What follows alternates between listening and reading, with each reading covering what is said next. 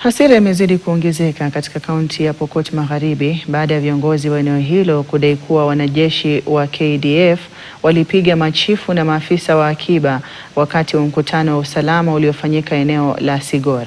Inaarifiwa kuwa baadhi ya machifu wanapokea matibabu hospitalini kufuatia tukio hilo, na vilevile lilizua ghadhabu miongoni mwa viongozi na hata wakazi wa eneo hilo.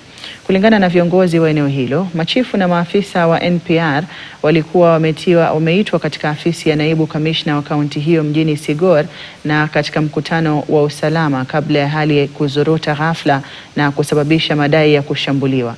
Mbunge wa eneo bunge la kaunti hiyo, kaunti ya Seker, Jane Mengich, ameitaka serikali kuchunguza tukio hilo. Ya Marakwet na Wapokot. Lakini sidhani ama ninaipinga kwamba machiefs wapigwe. Sioni makosa ya chiefs penye wako. Iko mbinu ya kuweza kutoa silaha. Unaweza kuja ukaita machiefs, mkaketisha hawa chini au wakawasaidia kwenda kutoa silaha. Lakini si jambo mzuri kuja kupiga machiefs. Hiyo kwanza muonyesha machiefs wamekosa kuwa na imani. Hawatakuwa na nguvu ya kuweza kwenda kufanya kazi tena. Kwa sababu kama mnaweza kuwapiga mbele ya watu yao wenye hao wanaongoza, ni nini nyingine tena tuko nafanya?